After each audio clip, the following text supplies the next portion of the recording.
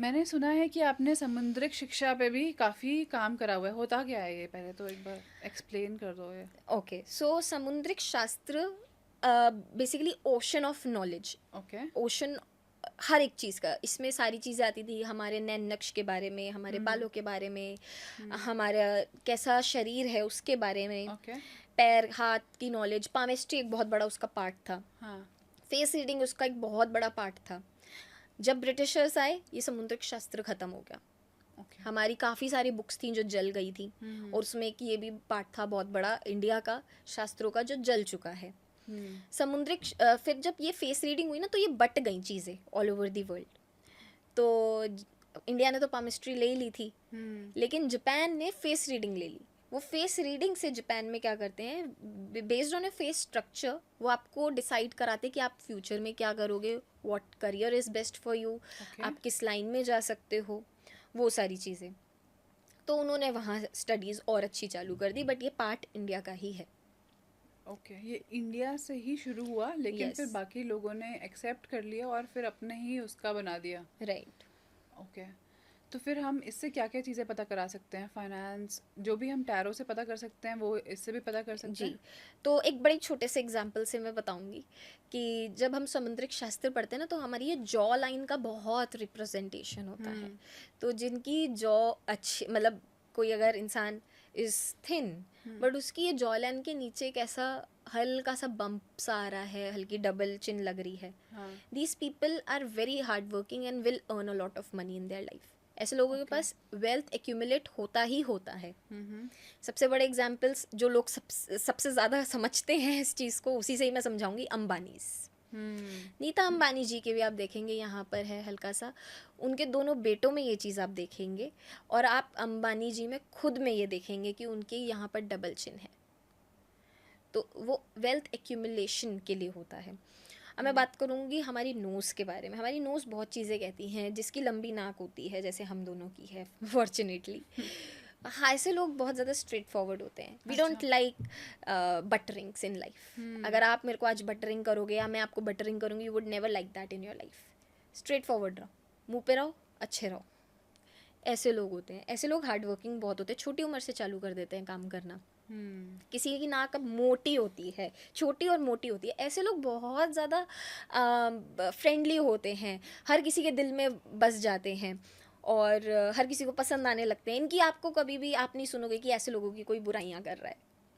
और हमारे में एक बड़ी चीज़ बोली जाती है, बिल्ली आंखें वाले लोग बड़े तेज़ होते मैंने हैं। सुना है कि आँखों से ही लोगों के पूरे रूह का पता कर सकते हैं। राइट। तो सच्चाई है ये? यस, ये समुद्रिक शास्त्र में भी एक लाइन है कि आपकी आंखों से ही हम सारी चीज़ें पता लगा सकते हैं। अच्छा। तो अगर किसी की कैट आइज़ हैं, जिसको हम बिल्ली आंखें बोलते हैं, तो ऐसे लोग यूजुअली तेज़ होते हैं, क्लेवर होते हैं, इनको दुनिया का सार पता होता है कि कोई सगा नहीं है, ये एक पॉलिसी पे बिलीव रखते हैं। तो इसलिए थोड़ा सा अगर वो डिच भी कर जाते तो लोग उनको तेज़ बोलने लगते हैं, but they know the ultimate reality कि कोई किसी का नहीं है। इसलिए उनको ये टाइटल मिल रखा है। Else they are highly manipulative, that's a thing, कि वो बहुत ज़्यादा मैनिपुलेट करते हैं, बातों को घुमाएंगे, बट अल्टीमेट रियलिटी वो उनको पता होती है कि किसी ने रहना तो है नहीं, तो छोड़ो।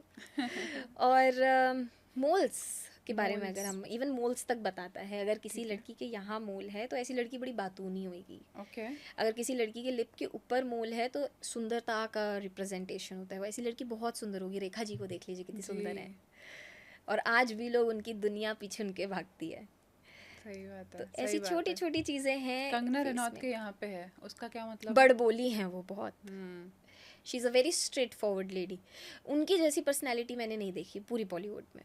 अच्छी लगती है आपको? मुझे तो बहुत अच्छी, मुझे स्ट्रेट फॉरवर्ड लोग बहुत पसंद है। एक मुझे कंगना रनावत बहुत पसंद है, सुनीता आहूजा मुझे बहुत पसंद है, गोविंद जी की वाइफ।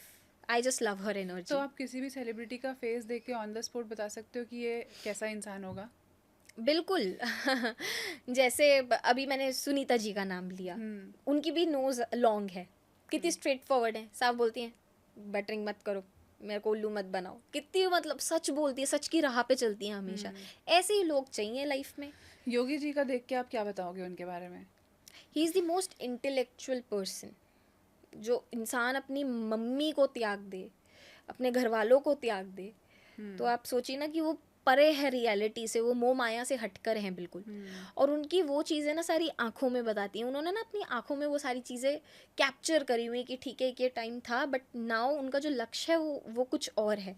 तो ऐसे टाइप के जो लोग होते हैं उनकी एक बम्पी आईज़ है, अगर आपने नोटिस करोगे, यहाँ से बम्पी आईज़, एज इफेक्ट भी है, that's for sure, but bumpy eyes जिनकी होती है, ऐसे लोग कहीं ना कहीं रियलिटी को छोड़ देते हैं, मोह माया को छोड़ के अपना आगे बढ़ते हैं, चीज़ों को जो अपने लक्ष्य होते हैं उसको प्राप्त करने के लिए बिजी रहते हैं। आपने कोई, आपकी लाइफ में कोई ऐसा एक्सपीरियंस हुआ है किसी क्लाइंट के साथ, या कोई क्लाइंट आपके पास आया हो टैरो रीडिंग कराने, या फिर फेस रीडिंग, या समुद्रिक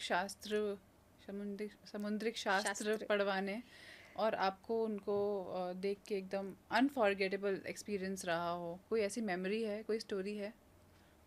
देखिए, अनफर्गेटेबल इंसान तब बनता है जब वो या तो झूठ बोलता है या वो उसने कुछ बहुत ज़्यादा उखाड़ लिया होता है अपनी लाइफ में। तो मेरे सामने एक झूठा इंसान आया जिसने मुझे स्टोरी पोर्ट्रे करी कि मैं तो I am very rich. I said okay, good that you are rich. मैंने तो सलमान खान को जानता हूँ, मैं इसको जानता हूँ, मैं मतलब all big names he was taking in front of me. I said okay fine. तो कहता अब ना मैं ना मेरे पे ना किसी ने ब्लैक मैजिक करा दिया। मैं कहा अच्छा। अब मैं ना उस इंसान से भाग रहा हूँ, वो क्योंकि मेरे पास ना रोज़ ब्लैक मैजिक कराती है और अब मैं बस भाग रहा हूँ। मैं कहा अच्छा, तो अब आप क्या चाहते हैं मेरे से कि मेरी लाइफ कब ठीक होएगी? देखो, क्योंकि मैं ना बहुत परेशान हूँ एक लेडी की वजह से अपनी लाइफ में, और वो मेरे पीछे पड़ी, वो मेरा पीछा कब छोड़ेगी? I pulled out the tarot. वैसे तो लग ही रहा था, क्योंकि इंसान जब बात कर रहा होता है ना, अगर वो लेफ्ट साइड ज़्यादा देखता है ना, तो वो झूठ बोल रहा होता है। राइट साइड जब आप देखते हो, आंखें अपनी घुमाते हो, तो आप सोच के बोल रहे हो, आपकी वो ऑलरेडी यहाँ पर फीड है चीज़, हुई हुई घटना, और आप वो सोच कर बोल रहे हो। बट अगर आप बहुत ज़्यादा लेफ्ट साइड देख रहे हो, आप यूं यूं यूं यूं करके बातें कर रहे हो, मतलब आप क्रिएटिव हो, आप सोच सोच के बोल रहे हो, झूठ बोल रहे हो। तो हम बहुत जल्दी पकड़ लेते हैं एक झूठे इंसान को।